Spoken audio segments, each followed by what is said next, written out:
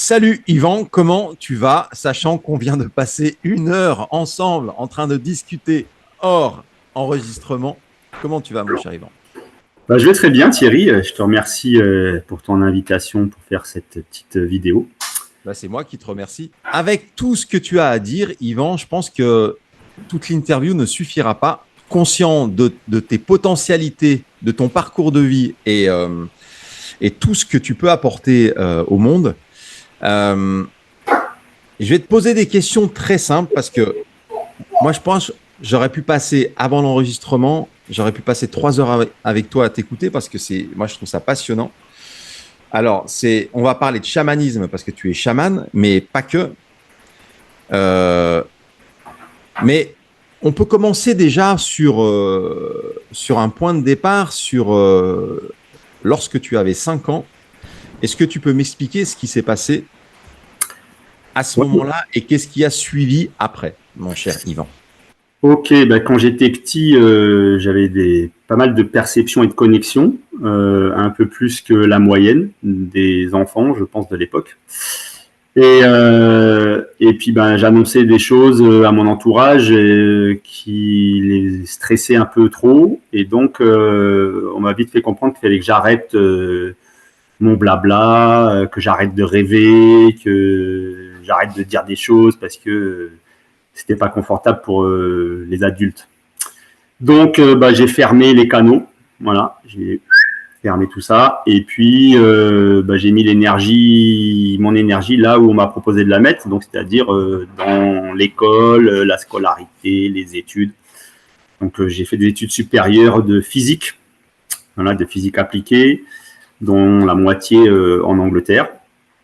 Et puis j'ai travaillé dans une entreprise pendant 15 ans dans le domaine de la métrologie, donc la science de la mesure, à un niveau international.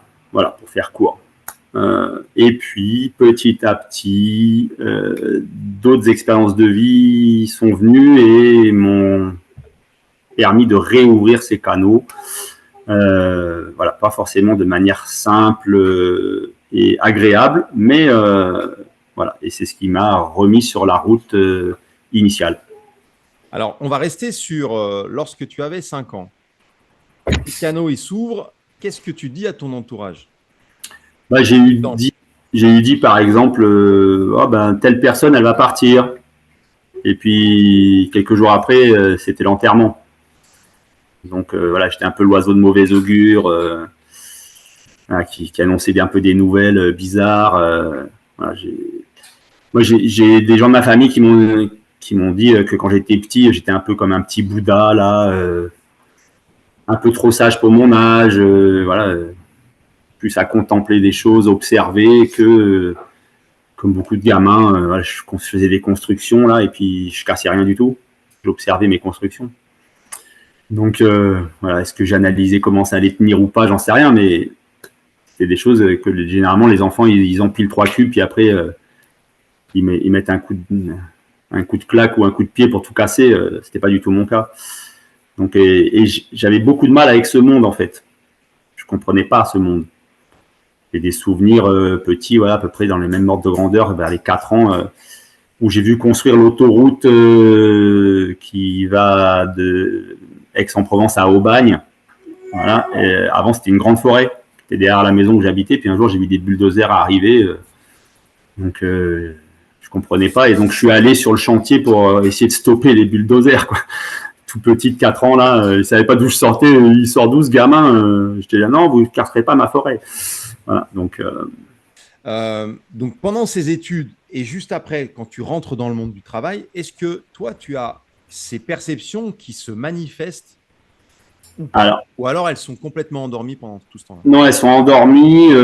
Après, j'avais un peu des intuitions par rapport quand on faisait des réunions au boulot, tout ça. Il y avait un truc qui me disait, ça va pas marcher. Je savais pas pourquoi, mais il y a un truc qui me disait, non, là, ce qu'on nous propose, là, ça va foirer. Donc je le disais. Je disais, non, mais là, à mon avis, ça va pas le faire. Alors, c'était pas bien apprécié parce que généralement, c'était des gens qui étaient plus haut dans la hiérarchie qui avaient des idées et qui voulaient mettre ça en place.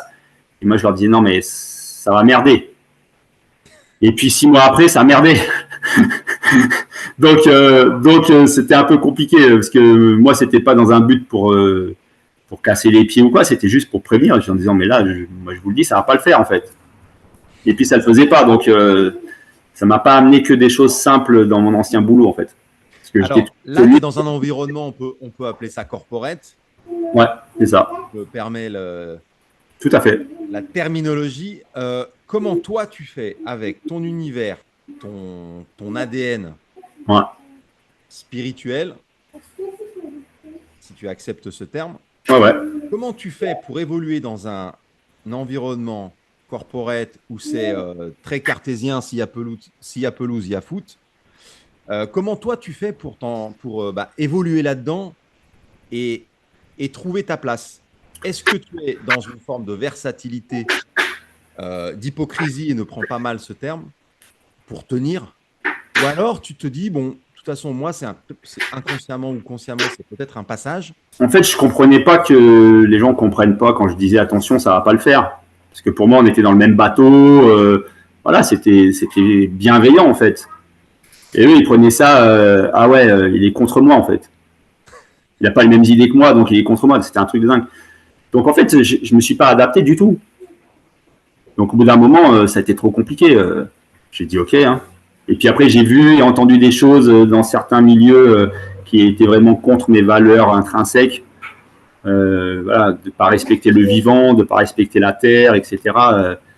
Donc là, c'était sur la fin où j'étais dans cette entreprise et j'avais déjà emprunté la voie chamanique. Donc j'avais réouvert des choses et donc j'avais une autre conscience de ce qui pouvait se passer. Et donc là, après, j'ai dit stop, on arrête. Toi, tu viens plutôt du monde du shiatsu. Ouais, j'ai commencé en fait parce que du coup, comme il y avait pas mal de tensions dans le boulot, etc. Et puis qu'un événement un peu particulier dans ma vie a fait que je me suis dit bon ben toi, faut peut-être que tu te remettes à faire un peu du sport parce que voilà, t'as 30 piges, tu veux fonder une famille et puis t'as une mauvaise hygiène de vie. Tu fais pas attention, tu fais un peu trop la bringue. C'était un peu les échappatoires en fait pour oublier l'essence de départ. Et donc j'étais super stressé au boulot et donc je me suis dit ben ok, la personne là qui est décédée d'un coup, elle avait super hygiène de vie, super sportive et le stress l'a tuée. Donc moi je me suis dit si toi tu continues sur la route sur laquelle t'es, à 40 ans t'es dans la boîte. Donc c'était pas très cohérent. Donc j'ai essayé de refaire du sport classique, je me suis blessé, ça allait pas. Et à la rentrée, je suis allé comme beaucoup de gens former des associations et je suis allé voir, j'ai vu Tai Chi Qigong. Donc j'ai commencé avec ça, Tai Chi Qigong. Je me suis rendu compte des années plus tard que l'origine du Tai Chi, du Qigong, de la médecine chinoise, c'était le chamanisme chinois.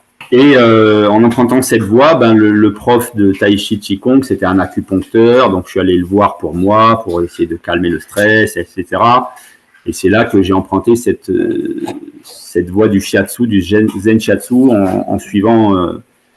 Au début, je pensais faire juste une année pour moi, et puis j'ai fait 4 années de cursus pour apprendre le zen shiatsu. Et puis là, j'ai rencontré d'autres gens qui ont amené plus d'ouverture. J'ai croisé l'énergie des cristaux grâce à une des profs de l'école. Là, ça m'a réouvert énormément les canaux. Et puis, mon fils aîné a fait un souci de santé que la médecine classique occidentale n'a pas réussi à solutionner. Et donc là, quand je posais la question justement à mes profs et tout, ils m'ont dit toi, il faudrait peut-être que tu empruntes la voie chamanique pour voir ce qui se passe parce que c'est bizarre. Donc, j'ai emprunté cette voie chamanique pour pouvoir trouver des solutions pour que mon fils aîné guérisse. Voilà. Et donc, très rapidement, j'ai pu guérir cette problématique. Donc, ça a beaucoup changé ma vie. Et j'ai transformé tout ça. J'ai ouvert mon cabinet en 2009, en gardant encore un pied dans l'entreprise. Et puis, j'ai fait une transition assez rapide. En 3 ans, j'ai fait une rupture conventionnelle. Et depuis, je transmets aussi cette voie chamanique, puisqu'on m'a poussé à le faire aussi.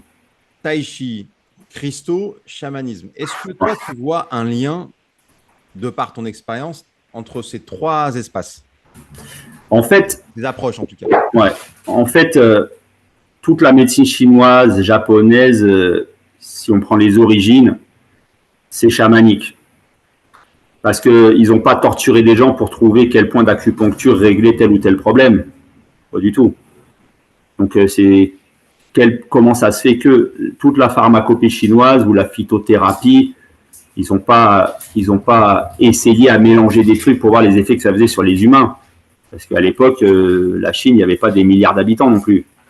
Comme chez nous, il y a très longtemps, c'était les druides qui géraient ça, qui connaissaient très bien les plantes. Parce qu'en chamanisme, qu'est-ce qu'on fait? On se connecte à l'esprit d'une plante ou d'une roche ou d'un lieu pour avoir l'information. On va discuter avec l'esprit. C'est comme ça que ça fonctionne. Donc, la voie chamanique était une voie de la survie de l'espèce humaine. On se déplaçait sur les territoires, donc on changeait de lieu, donc les plantes étaient nouvelles, les animaux étaient nouveaux, fallait bien savoir comment s'en sortir avec tout ça. Donc on ne sacrifiait pas des gens du clan. Donc il y avait le chaman ou la chamane qui se connectait pour savoir où se trouvait le gibier, par exemple, et savoir un peu la taille du gibier. Ok, ça va être une grosse bestiole, donc on envoie tous les chasseurs dans la même direction pour pouvoir ramener. Voilà, c'était ça la voie chamanique, il y a très longtemps. Et donc, tu me disais. Voilà. Et donc le filage, pour répondre à la question, le filage, c'était de cette prise de conscience que le tai chi, le qigong, au début, je pensais que c'était de la gymnastique chinoise. Et pas du tout, en fait. Parce que le prof, il me disait, ouais, vous verrez, après, le chi va faire ça, nanana. Moi, je disais, qu'est-ce qu'il me raconte, le chi? Je sentais rien, parce que j'étais tout rouillé. Toutes mes articulations étaient bloquées, j'étais super raide. Alors, il faut préciser pour ceux, Yvan, qui ne savent pas ce que c'est le chi ou le ki en ouais, le chi, donc c'est l'énergie. Voilà. Donc, c'est comment l'énergie se déplace dans ton corps, l'énergie vitale. Donc, chez les Indiens, de l'Inde, ils appellent ça le prana. Chez nous, en Europe, ça a été l'orgone, voilà, sur les travaux de Wilhelm Reich. Voilà. En fait, c'est l'énergie vitale qui anime tout. Le mouvement des planètes, c'est le chi qui fait bouger. C'est ce qui met en mouvement. Donc, la vie, c'est du mouvement. L'immobilité, c'est la mort. En gros, c'est ça. Et donc, en fait, voilà, donc cette énergie vitale, on a un capital énergie vitale qui nous est donné à la conception, selon la vision chamanique chinoise. 25% par le ciel, 25% par la terre, 25% par notre mère et 25% par notre père, au moment de la conception. Donc, on a un capital. Et après, comment on l'utilise dans notre vie? Donc, on peut tout cramer très vite ou préserver cette énergie pour... voilà. Dans l'histoire, il y a 2 dates qui... moi, je trouve ça passionnant. Moi, j'ai passé 1 heure avec toi avant l'interview. Là, et encore merci. Il y a 2 dates qui ont failli stopper net le chamanisme, avec Jules César et l'Inquisition. Est-ce que tu peux nous expliquer un peu? Ah, donc en fait, en Europe. En Europe, en tout cas, oui. En Europe. Il y avait du chamanisme ou de l'animisme, parce que le chamanisme, l'animisme, c'est très en lien. Parce que le terme chaman, en fait, c'est un terme qui vient de Sibérie. Donc maintenant, ça a été démocratisé. Mais les hommes médecine, les guérisseurs, guérisseuses, etc., c'était toujours la même chose. C'était la connexion à la nature, respecter le cycle de la nature, le cycle de la vie, les saisons, etc.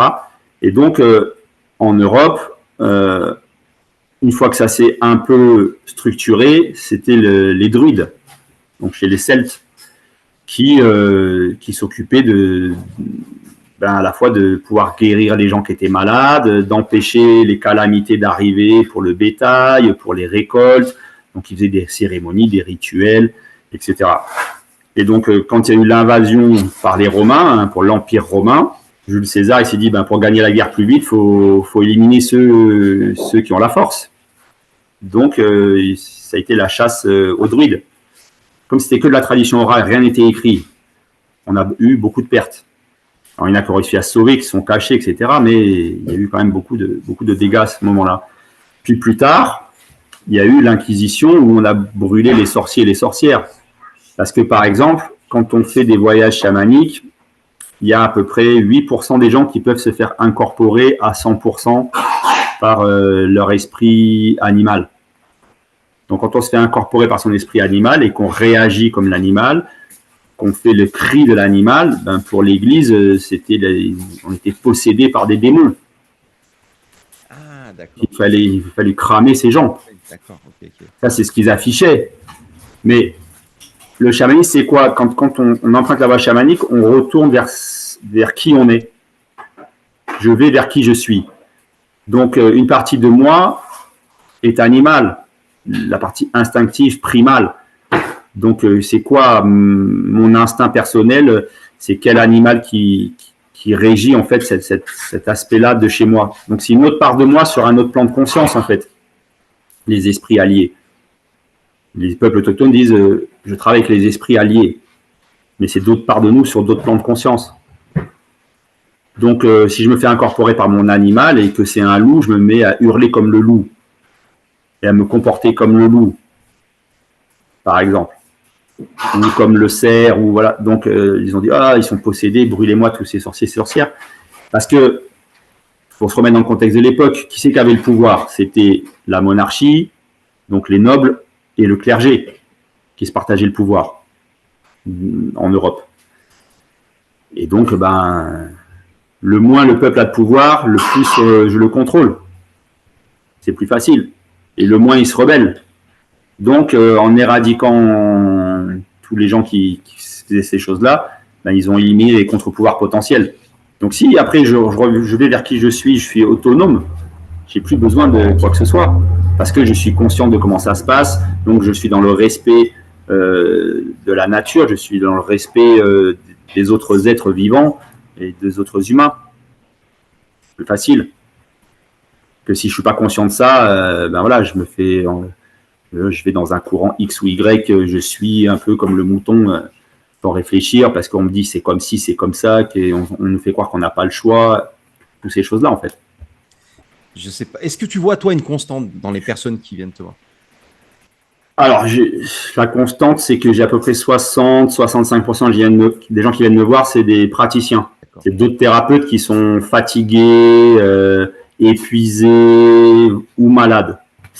Des gens qui s'occupent d'autrui, donc soit par des médecines alternatives, soit aussi des gens qui sont dans le cursus classique, des infirmiers. J'ai même eu des médecins qui sont venus me voir, qui avaient une certaine ouverture du coup, mais parce qu'ils n'en pouvaient plus. Parce qu'ils oublient une chose, c'est qu'on ne nous apprend pas, nous, une écologie personnelle. En Asie, dès tout petits, on leur fait faire du yoga ou du qigong, etc. C'est rentré dans la routine journalière. Nous, notre routine, c'est je me brosse les dents, je prends ma douche. Mais je ne m'occupe pas de mon corps. Ou alors, je ne m'occupe pas de mon esprit. Je ne m'occupe pas de mon énergie. Et on a trop dissocié les choses en Occident. Donc, l'écologie personnelle, avant de pouvoir s'occuper des autres, la base, c'est s'occuper de soi. Et trop de gens oublient ou négligent. Voilà. Moi, j'ai eu la chance, mon parcours, mon école de Zen Shiatsu, avant qu'on commence à s'occuper des autres, on faisait tous les matins, on faisait entre 1h et 1h30 de do-in. Donc, des étirements spécifiques. Ça travaille les fascias, des choses comme ça. Spécifiques, des méditations, etc. Voilà. Et après, j'ai eu la chance de croiser plusieurs maîtres chinois sur ma route. Pareil, c'est de dire, on s'occupe de son corps en le respectant. On écoute, on est à l'écoute de notre corps. On va dans la possibilité de l'instant présent.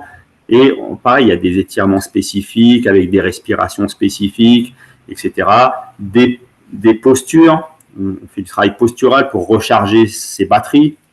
Moi, j'ai eu un maître chinois un jour, qui est moderne aussi, il vit avec son temps. Il a sorti son téléphone portable, il a dit votre corps, c'est comme votre téléphone. Si vous voulez l'utiliser beaucoup, il faut le charger longtemps. Pas mal. Mais oui, c'est simple. Mon téléphone portable, si je ne le recharge pas quand la batterie elle est épuisée, il ne marche pas bien.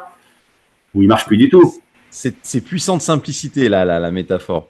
Ouais, donc voilà. Et c'est de se dire, OK, aujourd'hui, tout le monde n'est pas forcément thérapeute, praticien, tout ce qu'on veut, mais aujourd'hui, il me semble important, et c'est un peu moi ce que j'ai essayé de faire là. J'ai écrit un bouquin dernièrement. Il s'appelle comment ton bouquin? Mon bouquin s'appelle Aux racines du Dao, la voie des Wu.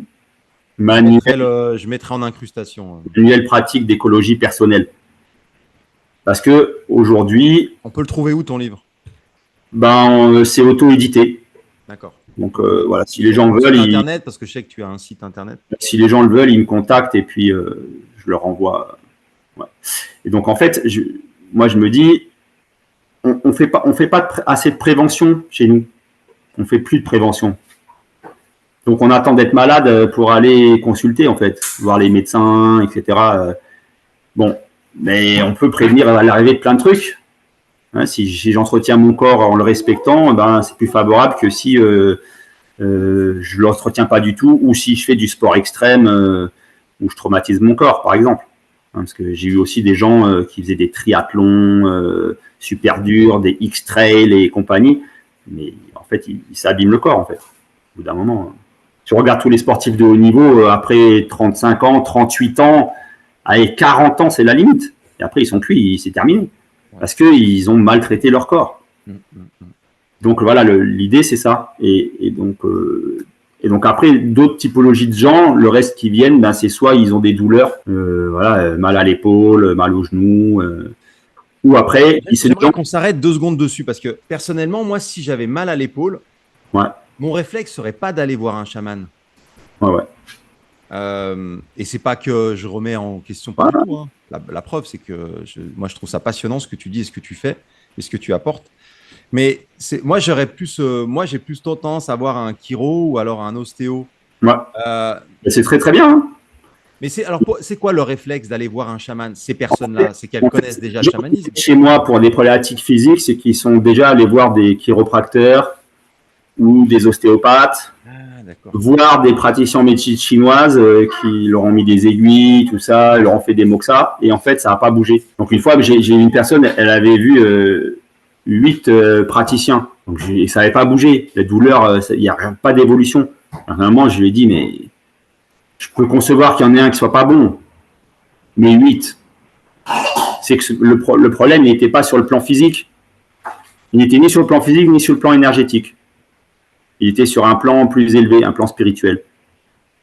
Donc, si on va pas, dans ces cas-là, si on va pas chercher qu'est-ce qui se passe, voilà. Donc, c'était une personne, elle est arrivée, elle était assez jeune, hein, c'était une dame, elle devait avoir la trentaine, triple hernie discale.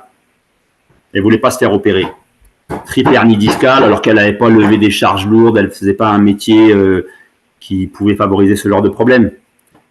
Mais elle me dit, j'ai vu 8 ostéopathes, 5 ostéopathes, un chiropracteur et 2 acupuncteurs, il n'y a rien qu'à bouger. Je dis, votre problème, il est ailleurs. Donc, elle ne savait pas pourquoi elle venait, elle ne savait pas ce que je faisais. Voilà, et moi, j'ai pris mon tambour, je n'ai même pas touché le dos, rien. Parce qu'on lui avait dit, oui, il fait de l'ostéopathie énergétique. Mais moi, je ne me suis pas occupé de ça. J'ai dit, c'est bon, il y en a 8 qui sont occupés de ces plans-là, ça n'a pas marché. Donc, j'ai battu le tambour, bam, bam, bam, bam. Je suis allé déblayer des trucs. Elle est repartie en se disant, j'ai bien vu sa tête, j'ai dit, qu'est-ce que je suis venu faire ici? C'est n'importe quoi. Après, je me suis dit, ouais, t'as même pas mis la main sur le dos, quoi que ce soit. Bon, c'est pas grave. Pas de nouvelles. 1 an après, elle a rappelé et j'ai reconnu au terme de la voix, je dis, ah, ça c'est la personne qui était venue avec sa pile de son dossier, là, avec tous ses IRM et ses trucs. Je lui dis, ah oui, vous étiez venu à peu près 1 an. Elle me dit, oui. Elle me dit, je reviens une séance. Bon, elle vient et puis elle avait monté les escaliers super facile, alors que la première fois, elle avait mis presque un quart d'heure pour monter les 14 marches. Et donc, je dis, ça a l'air d'aller mieux, tout ça. Elle me dit, ah oui. Elle m'avait dit, oui, je vous avoue, quand je suis sorti de chez vous, je me suis dit, c'est n'importe quoi, parce que je suis venu foutre ici. Elle me dit, et en 1 semaine, mes douleurs ont disparu. Même moi, je n'en revenais pas. Je dis, vous me faites marcher, c'est pas possible. Elle me dit, si. Je dis, pourquoi vous êtes là? Elle me dit, parce que je sens qu'il y a des trucs là, j'ai un peu des tensions, des machins, j'ai pas envie que ça redémarre. Donc, voilà. Et donc là, après, voilà, on discute un peu sur qu'est-ce qui se passe dans la vie, tu vois. Qu'est-ce qui se passe dans la vie qui fait qu'il y a des tensions qui viennent, quel changement elle a pu faire. Parce que les gens, quand ils viennent me voir, ils ont toujours des devoirs à faire à la maison. C'est pas, moi, je suis pas un magicien, hein, je peux pas marquer Merlin ici, hein, une baguette magique et je règle le problème. Donc, je déblaye des trucs, Je suis un peu comme un catalyseur qui permet d'impulser des changements, de raviver des forces internes des gens pour qu'ils activent eux-mêmes leurs forces de guérison. Et ils ont des choses à faire après les séances, en fonction de ce qui s'est passé dans la séance. L'interview, elle touche à sa fin. J'aurais aimé que ce soit plus long. J'ai 2 dernières questions à te poser, Yvan. Oui. Quand tu dis que c'est pas au niveau du corps, c'est pas au niveau de l'énergie, c'est au niveau… Moi, j'entends, c'est au niveau de l'esprit. Mais c'est ma grille de lecture. C'est quoi pour toi? C'est au-dessus de l'énergie? Si tu veux, quand on pratique le chamanisme, on prend conscience que le corps, c'est que le véhicule qui transporte notre âme pour vivre l'expérience d'incarnation sur cette planète. Donc, en gros, le corps, c'est la voiture et l'âme, c'est ce qui pilote la voiture. Ok? Donc, je conduis et voilà. Donc, l'âme, il y a des mémoires aussi de l'âme parce que moi, j'ai été élevé dans l'athéisme le plus complet. On ne va pas dire la réincarnation, les machins, tout ça, mais des expériences personnelles m'ont fait comprendre que ça rejoint la physique que j'ai étudiée, où Lavoisier, il a dit « rien ne se perd, rien ne se crée, tout se transforme ». Pourquoi l'être humain échapperait aux grandes règles qui régissent l'univers? Non. Donc, on a ce corps qui est notre véhicule. Donc, on l'utilise plus ou moins bien, on l'abîme plus ou moins fort ou pas. Et puis, très souvent, de mon expérience personnelle, j'ai eu des accidents, des choses dans ma vie où en fait c'était des signaux de mon âme qui disaient non, c'est pas ça, c'est pas la route là. Et comme je voulais pas entendre, bing, ça a tapé plus fort pour que, ok, tu vois, c'est ça. Et donc quand on se déconnecte trop de notre essence, c'est vraiment notre essence, notre âme, quand on se déconnecte trop de ça, c'est là où ça devient compliqué dans la vie. Personne n'a une vie tranquille du début à la fin, ça n'existe pas. Ou alors s'il y en a, j'aimerais bien les rencontrer pour discuter, ça serait très intéressant. Mais on traverse tous des adversités plus ou moins grandes. Voilà. Et pour moi, la vie est une succession d'expériences. Donc j'expérimente quelque chose, c'est cool, ok, c'est pas cool, qu'est-ce que je fais? Je peux rester 10 ans dans c'est pas cool. Mais je sais que c'est pas cool et ça s'améliore pas, donc pourquoi je reste dedans? Voilà, donc moi, les gens viennent me voir souvent quand ils ont des trucs comme ça, je dis bon, alors, je peux faire un choix. Je peux faire un autre choix que ce que je vis actuellement. Je fais un autre choix et j'expérimente. C'est cool ou c'est pas cool? Si c'est pas cool, c'est pas un problème. Je peux faire encore un autre choix. Il n'y a jamais de mauvais choix. Voilà. Et pas faire de choix est un choix aussi. C'est ça en fait. Donc, si je comprends que ma vie, c'est une succession d'expériences, j'expérimente quelque chose, c'est sympathique, ok, super. C'est moyen, ok. C'est pas cool, bon, qu'est-ce que je fais? Je sais que ça, c'était sympa, et ça, c'est pas cool. Donc, quel choix je fais maintenant? Et c'est que ça. Et en fait, c'est d'arriver à faire switcher les gens pour qu'ils sortent d'un truc qui est pas cool. Yvan, on peut te contacter. Donc, tu as un site internet, je le mettrai. Ouais. On peut te contacter sur les réseaux sociaux. Hein, ouais, j'ai un compte Facebook. Voilà. Donc, on peut me contacter par Messenger que je ne vois que sur mon ordi parce que j'ai pas Messenger sur mon téléphone. Et juste pour finir, je sais que là, toi, tu prépares et tu organises des voyages, en fait. Ouais. Notamment, là, on est en juillet 2024. Ouais. Tu pars bientôt? Oui, en fait. Tu peux dire 2 mots pour finir? Sur ma route chamanique en 2018, je suis allé au Népal pour rencontrer les chamans de l'Himalaya. J'ai été très touché par cette tradition et donc je fais venir un chaman du Népal une fois par an depuis 4 ans là. Et là, je retourne de nouveau au Népal dans l'Himalaya. Donc, je suis pas organisateur de ce voyage. Je suis juste un transmetteur. En fait, je fais le lien entre ce chaman et puis les gens d'ici. Et moi, je vais traduire en fait de l'anglais en français pour ceux qui parlent pas l'anglais ou pas suffisamment l'anglais pour qu'ils puissent comprendre. Donc, ouais, on part là le 23 août de Lyon et on revient le 8 septembre à Lyon. Voilà. Donc, il reste quelques places Si jamais des gens ont déjà une pratique chamanique et veulent découvrir une tradition qui n'a pas connu d'interruption, parce qu'au Népal, Bola Bonstola, avec qui je travaille, là, lui, c'est le 27e de père en fils sans interruption. Parce qu'ils n'ont pas été comme en Mongolie ou en Sibérie obligés de se cacher ou d'arrêter leur pratique avec le régime de l'URSS ou en Amérique du Nord aussi. On les a embêtés dans tous les sens. Eux, ils ont eu cette chance de pas subir une colonisation trop forte qui leur a mis des bâtons dans les roues. Donc voilà. Donc il reste quelques places aussi. Merci infiniment, Yvan. Avec plaisir, merci à toi.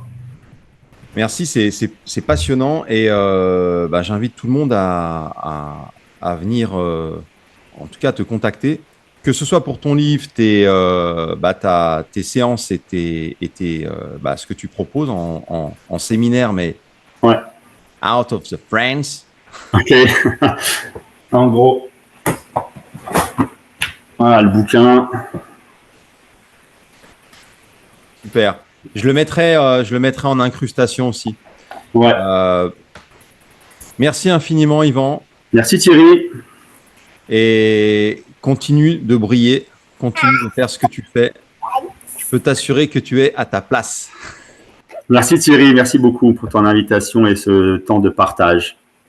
À bientôt. À bientôt. Ciao, ciao.